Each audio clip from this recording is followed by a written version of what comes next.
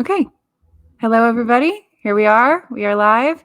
Also, Joe, to remind you that you have to switch your comments. In order to be able to see the comments, you have to switch over the comment thing to be able to see everyone else's comments. I forgot to remind you ahead of time. Hi, everybody. Welcome to the Coffee Chats. We did not have like a list of questions prepared ahead of time. This is not like an interview. This is just us chatting, but Joe has a bunch of really great resources for people who are trying to become data analysts. And actually in my inbox for the last year, people have been like, hey, can you tell me how to become a data analyst? And I'm like, if you want to like have one concrete place to go, like Joe has that. And then I also just wrote a book and put all those things into a book. So I thought we could just talk about our content, like what we've written and, the process of it and kind of the big things that stick out. So is there anything, I have some questions that I could ask you, but is there anything that initially sticks out to you that you'd like to mention? I think you're being very complimentary, saying that I have a wealth of resources. I I don't have anything initially off the bat. I think in terms of just like kicking things off, the stuff that we put together, and I mean I can only speak for myself, but I think this is probably true for any content creator that is out there in the data and analytics space. Is the stuff that we put together, we really learn more from it than most people would think. So for instance, I mean, I put together some of my initial works back almost a year ago now, like January, February of this year. And, ever since then, it's really been more of a learning experience from the people that have interacted with it, that I've interacted with to learn about it, and what that experience has brought to me. And so I think just being engaged and in that community that is active in the products that we make or create, or the content that we create, and just trying to learn from that community as well as bring them useful stuff at the same time, it's a back and forth. Because I would say 2023 has probably been one of the biggest learning years, not just in data and analytics, but across a whole spectrum of different aspects of learning how social media works, learning the idea of marketing, learning the concepts, like different concepts within data and analytics. I mean, I taught myself Python early this year, and that's really been a game changer for me. And just seeing, and the other aspect is just seeing the drive that people on LinkedIn in particular, and within our communities that we have, that drive is an inspiration to me, because you can get comfortable, you can get complacent in the roles that you have and where you are, and you can coast. And coasting Mhm. is never good. If I've heard it said that if you're not going forward, you're going backwards, or on a more aggressive tone, if you're not going forward, you're dying. Um, Mhm. whichever one you want to choose to live by, I firmly believe that if you aren't going forward in some manner, that you really do need to think about what you're doing and how you want to move forward. So that's basically like my initial kickoff, is just like the idea of creating content, the idea of creating resources for people to learn is really a back and forth road for both the creator and the person that consumes it. And I think that's probably been one of the most eye-opening things about doing that work is that experience around that. Yeah, I totally agree. I think that, I don't know if I would call it feedback or feed forward, but like what I really like about being content creators is that we can put out resources for people and we can say, well, here's a list of 20 things that helped me become a data analyst. And then we see month after month after month, people are like, oh, well, I'd really like to know about like tech interviews. And so then it's like, okay, well, I can put together a resource specifically about tech interviews. Um, can you tell us like what was the first thing that you made? Oh, I have to check my LinkedIn. It also like noises at me. Can you tell me what was the first thing that you made? And then like you said like you kind of learned and like made more things. So like what was that feed forward? Like what other things did you make in sequence after your start? Yeah, so the first thing I made was the data learning lab. So it was really just it started out as trying to come up with like a content creation strategy. So it was just basically collecting and like, um, what do I want to say? Just basically collecting free resources from across the internet, putting them into one large cohesive area that has an integrated notes application, and like I can build onto it as time goes on and change things around, and that was really where that all started. It was just I needed a strategy on content creation for LinkedIn. It just Mhm. happened to jive with something that I could put together and give to individuals that would help them find things more readily and be able to have one cohesive area to learn data and analytics based on the different categories. So whether it's SQL or Power BI, etc.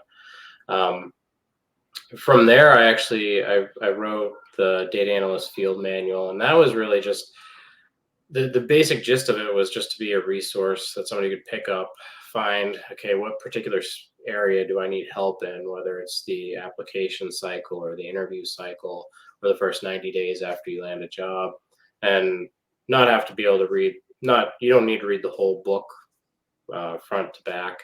You can easily just pick it up, reference um, that chapter, and then you can use that to help you with that certain situation. And those are the two primary resources that I put together. Um, uh, More recently, I launched just a clothing side hustle. So that's been an interest. It's not really like a learning experience, but it's one way to show that you're just a data nerd and you can geek out. My wife was getting annoyed with me because I was ordering all the test products to do the quality checks and make sure everything was good. And she's like, "So when are you gonna stop ordering all these shirts and stuff?" Because she's like, "It's starting to get pretty dorky at this point." so that's been interesting. People really like the Christmas sweater that was out there, and but again, it's another learning experience where it's not just like I'm not just out there making money for myself. And let me tell you, you don't make much money, but um, it's been just the whole concept of even with the clothing stuff. It's been interesting to see the different ways that you can do like a drop shipping type product, or how to deal with the taxes. And so these little side hustles that you come up with, it's just a plethora of learning experiences that just surround it. That it's fascinating to me to just you get tied into all that stuff. But yeah, so why don't you tell us about your stuff, Annie? Like what you've put together, what the inspiration was behind that. I mean, particularly your book that you're gonna be putting out here. I mean, it's pre-order. It's available for pre-order, right? Yeah. Yeah. Um, Before that, don't you have Notion templates? Because I feel like I have seen them and I've had like 5 different people mention to me that they like your Notion templates. That's you, Yeah, right? it's You have Notion templates? the data learning lab. Yeah. Okay. Yeah, that's just a Notion template. It's all just packaged in there. So that's why you have like the note taking along with just the free resources everything's just packaged nicely. Yeah, I've So gotten good feedback on that. But yeah, so I think the first thing that I started with was after I finished the Google Certificates course back in 2022, I had put out this like massive GitHub file of like all the resources that I used while learning data analytics. I think there was probably resources that I used in the span where I was like job searching that didn't make it in there. And that was the first thing that I had for a while besides my like content on LinkedIn and TikTok. And then I ended up writing blogs. I had, like, been blogging about my journey, and I had kinda put some stuff out there. Um, and then I was thinking, like, "Okay, I would really like to, like, compile this," because you can see my entire journey on TikTok. You can see, like, when I was learning to write SQL for the first time. You can see, like, when I was getting rejected to jobs, and it's so funny to look back at those and be like, "Oh, yeah, my apartment was a disaster because I, like, was not taking care of myself at all because I was, like, really going through it." But you have to, like, scroll all the way back. So, like you said, if you wanna, like, get to one topic of, like, what are the stages of tech interviews, or, like, do I need to learn Python to become a data analyst? Because everyone has that question. Um, it's hard to search my content. So I was like, maybe I'll make like a series of YouTube videos or like maybe like a series of blogs. And then at that point in time, a publisher from Wiley reached out to me. This was January of this year and was like, hey, I think you've got a really great story. I'd love for Wiley to be the one to publish it. Do you want to write a book? And I was like, I don't know. Like, I'm not sure about myself as like an author, but I know that Wiley is really well respected. It could be really cool to work with a publisher. And I already have all the content in my head. So I was like, okay, I'm going to New Zealand for 6 weeks. Can't write the book while I'm there. Can't even start. But when I come back, let's give this a shot.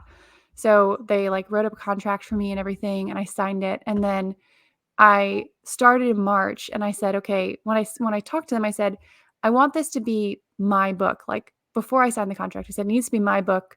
It needs to be my story because I think like ChatGPT can tell you what you need to learn to become a data analyst. You can find that anywhere. So I think what's really valuable about the book is that I tell my story. So I have like a whole chapter on like how it felt to job search and like how it felt to learn the skills. And then the rest of the chapters are kind of a combination of like, here's some resources, here's what, I think, and here's what I did.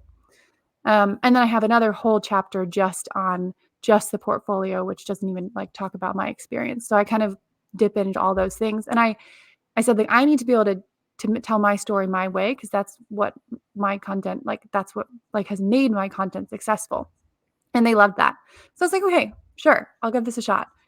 And the funniest thing about writing this book is that as I wrote the book, each stage of the book that I went through, I like experienced in my own life. So like as I was writing the first stage was a year after I started learning data analytics. So I was like really reflecting on my year of learning. And then just as I finished the first section and got into the second section, I knew that I wanted to leave my job. So I started working on my portfolio. So the whole second section is about portfolios.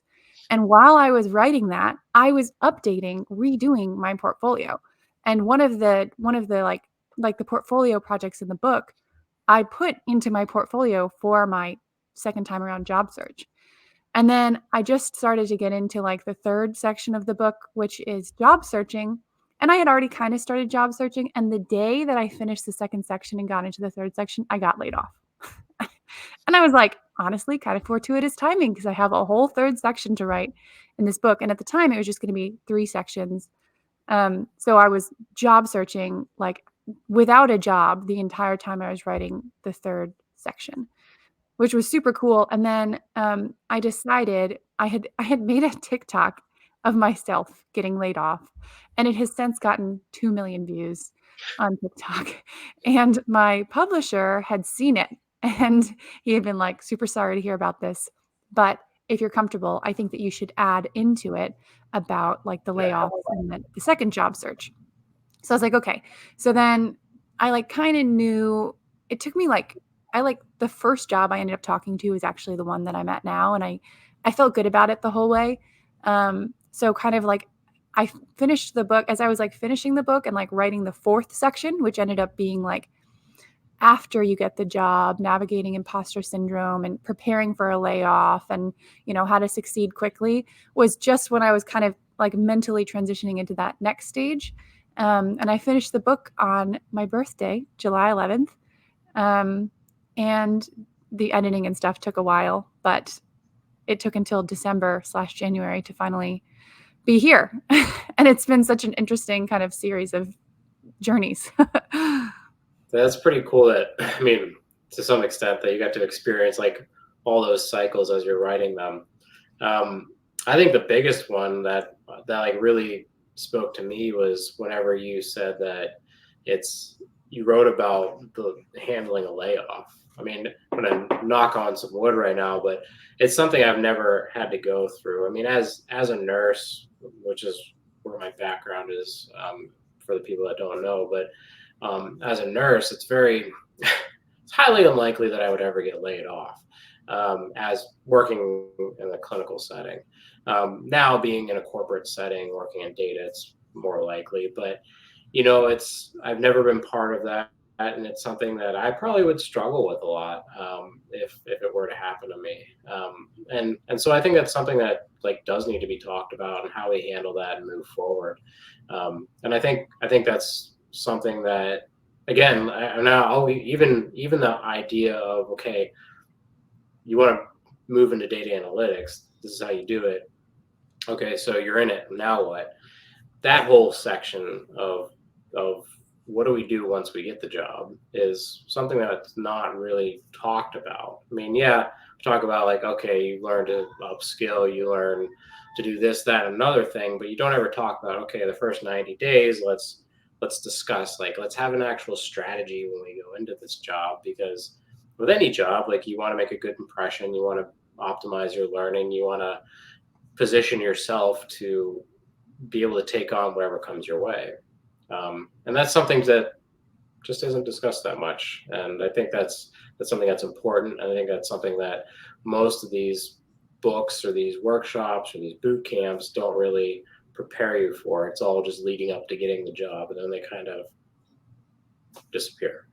Yeah. I mean, it was really nice to think about it because I think we all try and think about how to do well at our jobs. But because I was writing it into like an actual book, I definitely okay. So I didn't experience much imposter syndrome with becoming a data analyst, but writing a book, oh my gosh, I was like, who's going to want to read my book? What if someone who knows a bunch reads my book and they hate it and they think all my opinions are bad? I had a lot of actually struggles with that. So for writing that section, I was looking at the profiles of people who, like, were much more experienced in the field and, like, asking I'm pretty sure I asked you for feedback on some things too, because I wanted to be able to kind of more accurately represent it. I wanted to be able to talk about my story, but then also, like, do a good job telling the story. And so I learned even just thinking about, how to what is your manager gonna be looking for you to be bringing to the table on day 1? And then, like, that's different than, like that's a very different way of thinking about it than, like, how can I succeed on day 1? But, like, what does my manager need from me to be successful from day 1? And so thinking about it in that way, I think was a good mindset shift for me. And, like, I think that if I hadn't been doing content creation when I got laid off, I'd still be thinking about, like, these things. But being a content creator and seeing layoff posts continuously were the reason that in February of this year, I said, I need to start looking for a new job because either I'm going to leave or I'm going to get laid off. So then when I did in June, I was like super ready for it. I actually was like relieved because I was so ready to go and I like kind of wanted to quit. And then they laid me off. And I was like, no harm done there. No bridges burned. Um, and so I think now at my current job, which I've been at since like mid-August, and I love it, and I don't feel any instability at all. I have a monthly document where I like keep track of the things that I'm doing and I'm accomplishing because I now know what it was like to get laid off and then be like, oh man, like that's like so many months of things that I need to like think about having done. And so now monthly I'm in there recording what was hard, what I did well, the relationships that I built, soft skills as well as hard skills, because I know how hard it is to collect those after the fact.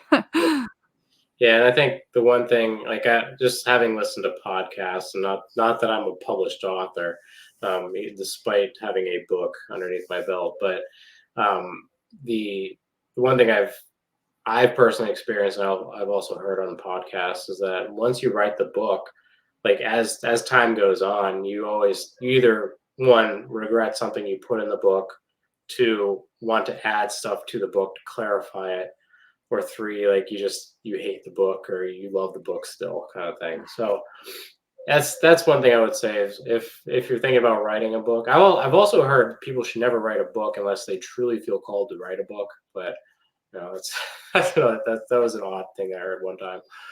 But having said that, I think one thing is, like, for everybody that's on here, I mean, the basic theme behind all this is a side hustle. So, um, uh, I would encourage anybody to get into a side hustle. I mean, it took me years to finally do something, that would generate money outside of relying on my day to day job, and it sounds like it has to be something complicated, something groundbreaking. But like I said earlier, the first thing that made me my first dollar online was me literally curating free materials out there on the internet to learn data and analytics, and you just package it in a way that it helps people find it more easily.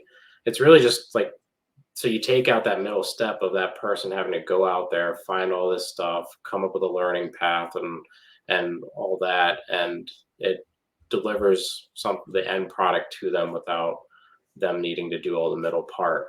And that's all a business is really. You find something that people need, that they're willing to pay for at a good price, and you deliver it to them. So it's like mowing the lawn. A lot of people don't like mowing the lawn. So as a kid, you go mow the lawn, and people are willing to pay you for that because that's just something they don't necessarily like to do. So I would say, like, anybody that's out there that is thinking about, has an idea, about a side hustle that they'd like to create, I'd say go for it. I mean, I've had flops. I mean, this year, despite being like a really great growth and learning year, I've also failed probably more than, most years in my life. Not in like any major way, but there's been enough failures that uh, it's been discouraging, but it's also been a great learning experience too. And so I think for any time you have, like, you can't look at the people that are out there like a Justin Welsh on LinkedIn who's making millions of dollars a year because of the side hustle that he came up with, and now he's able to live off that. I mean, he started somewhere as well, and I think people just need to realize that it's it's an experience, and you gotta learn to enjoy the experience and that whole process. Yeah, you have to also be like, you're putting yourself out there. The I realized that I got my first review on my book the other day, and it was 2 out of 5 stars. No comments. 2 out of 5 stars, no comments, not a verified buyer. And I was like, it's okay. It's kind of funny, Yeah. actually. You're putting yourself out there. One thing I was interested to get your opinion on is this, I've always tried to make everything I do free because I got into data analytics for almost free, less than $100.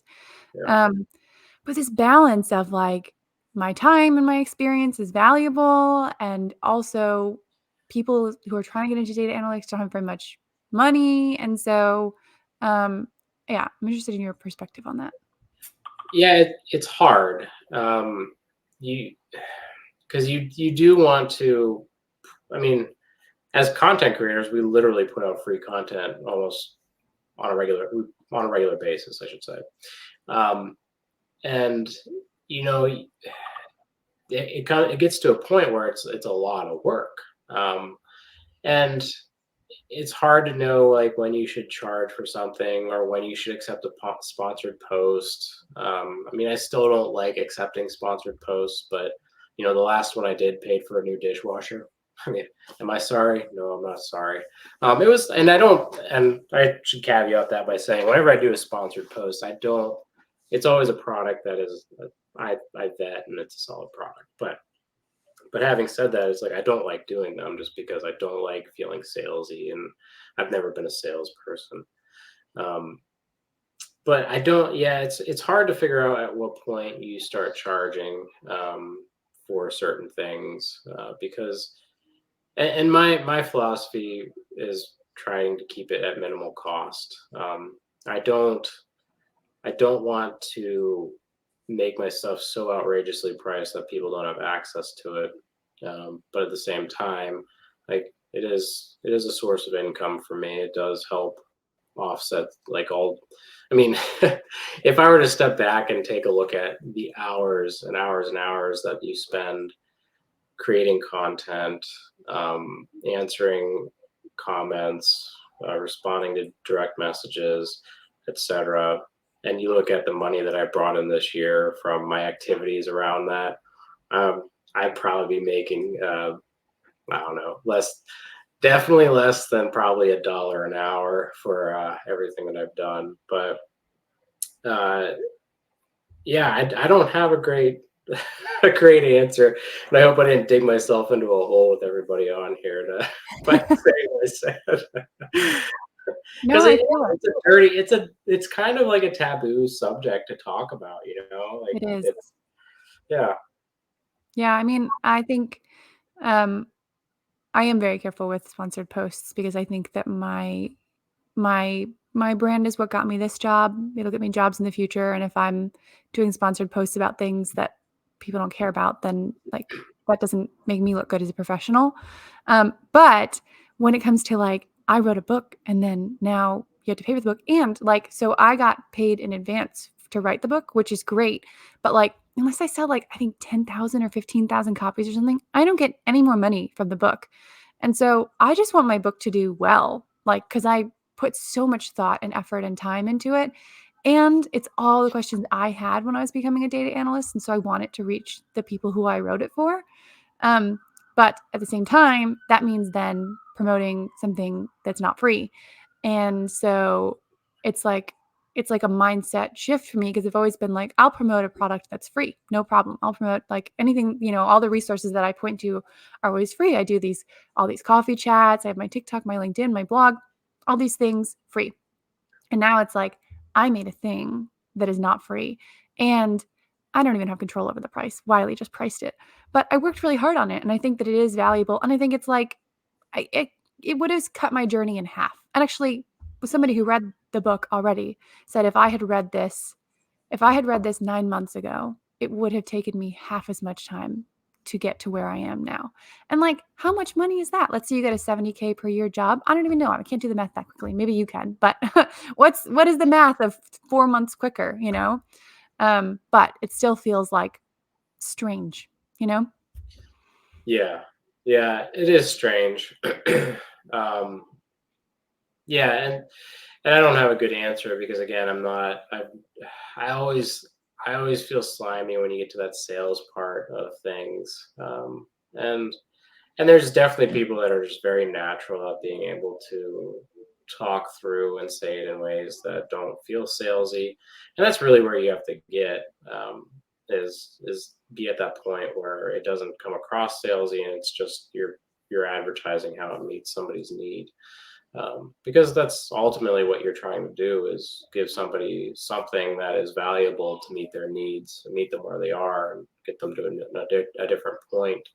um, so it is very hard to try to push something like that after you've given all this free content and you aren't used to doing it. It's not like you're a business and you explicitly started to um, make money, so you've created this product that now you need to sell. So it's yeah, there you go, LinkedIn user, buy Annie's book. Very sweet. Yeah, I mean, also something that I was curious about on a different thread of thought is, you've had your like resources, materials out for a lot longer than I have. So talk to me about like the feedback. Like, do people like message you and say like, I've had two people so far tell me that they read my book, and it's like, oh my god, tell me more. Like, here, you want a coffee chat so we can talk about it? But you've had probably many more of these, and so like, tell me about that. Yeah, I've had a few people, and it's always nice to see that come across. Have somebody, even I mean, the I don't know. I hate to say this, but even the bigger compliment is when they just compliment you on your content that you create. Because it's not, I'm not out there looking for somebody to come at me and say like, "Oh, it's great. I've learned so much." But um, I, it's genuinely enjoyable to hear that feedback because in life you don't get much feedback with anything, and really, and so, and usually the people that give you feedback on stuff, it's either, in my opinion, it's either fake feedback or two, it's negative for the most part. You don't get much positive feedback in life. Um, uh, that's been my experience, but maybe there's somebody out there that all they get is this great, glowing, positive feedback from people on a daily basis. But so that's why it's just a breath of fresh air when somebody gives you positive feedback on something that you've been brave enough and to put yourself out there to create, to put into the world. Um, And if you pause and you think about it, there aren't many people that have taken that step and actually created something that is theirs and put it out into the world and said, "Here, this is for you. This is to help you do X, Y, and Z, and I would like you to have it." And and that's a big step. It's not like you're I mean, you're exposing part of yourself as a human being to people that otherwise would never have been known, and it puts you in a very vulnerable situation. I mean, this sounds all touchy feely, but I mean, it's true. You don't. It is a very vulnerable situation to put yourself in. Even just content creation is very similar to that. You put a part of yourself out there that is exposed to, and exposing yourself in the virtual world is even more hostile. I mean, you open yourself up to a lot of individuals out there that are very much like hiding behind the virtual screen that they can just then troll you and do whatever they want. But yeah, I think it's why it's like just to sum it up, um, giving positive feedback to somebody that you respect the stuff that they're working on, you respect what they've put out there, can really brighten their day. It can even make their whole week, month, or year, just because it's not something that is common. I would say for every positive comment I get, there's probably at least 10 to 20 negative comments that come in about something or other. I might be exaggerating it, but um, it's the point is positive feedback is uncommon, especially in content creation or putting out products that you've created yourself. Yeah. And have you been surprised at kind of the things that people say that they like? Like one of the people who read my book said they really liked I had made a video on YouTube to complement the portfolio section, kind of walking through like different stages of Tableau projects. And like in like their not super long comment about the book, like one of the things they specifically said is I'm really glad you included the video in there. And that was surprising to me. That was one of the big takeaways for them. So have you been surprised about the big takeaways or the things that resonate the most with people? Not that I can think of. Yeah, I don't. I think that's an interesting thought. That yeah, no, I haven't really been surprised by anything that anybody has said. Wish I was. Yeah. I mean, I guess I'm also asking you to, like, kinda catalog right now everything that everyone positive had said and then, like, think about it and reflect on it in the moment. Maybe I should have sent you a list of prepared questions. But I like that kind of specific feedback of like, "Oh, this thing was helpful," because then, like you said, when you write a book, sometimes you then later you're like, "Oh, I should have done this. I should have said this." Um, so now these are things that I can talk about in my content because it's not for me, it's not the book and then that's it. Right. Um, it's the book and then it's also the content and also the coffee chats and, I think I might, like, make a newsletter, and so there's, like, lots of opportunities for me to cover the questions and thoughts that people have in, like, a variety of different ways. Right. Yeah. Yeah, and that's the positive thing about having that presence, that community that you can then continue the conversation with. I'll say like one of my favorite authors.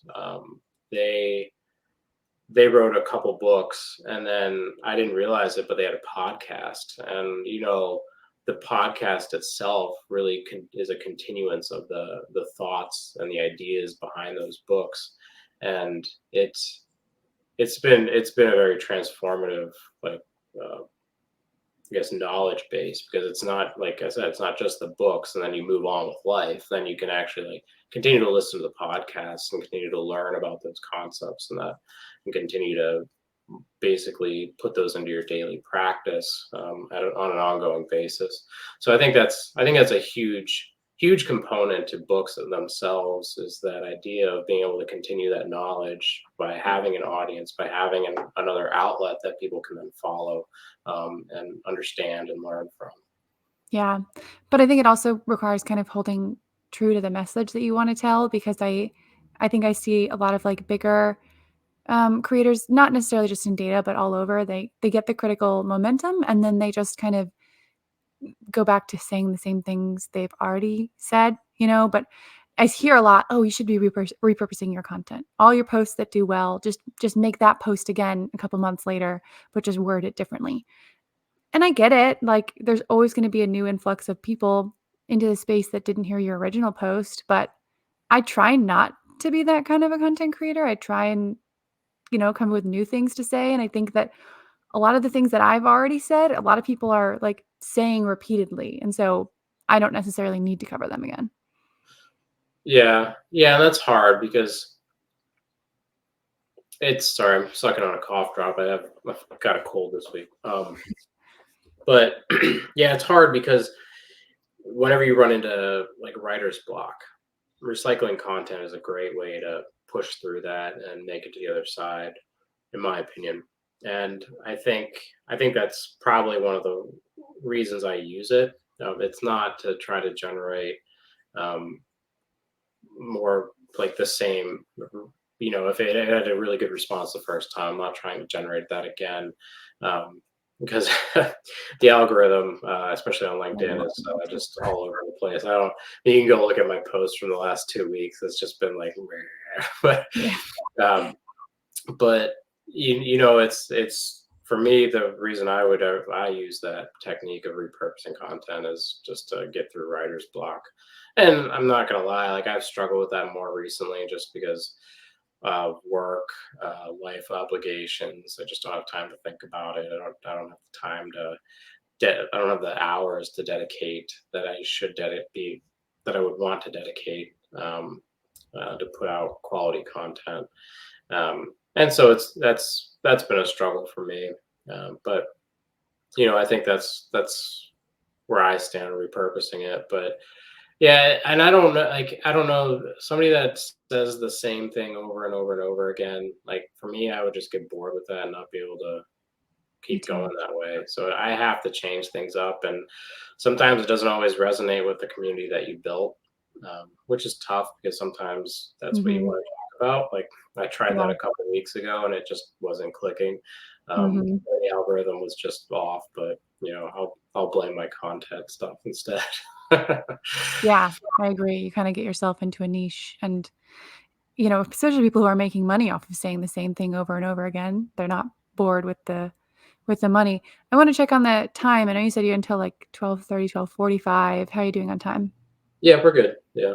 Okay. I saw one question in the chat that I didn't wanna open up if you, needed to go. I think this is a good one for you.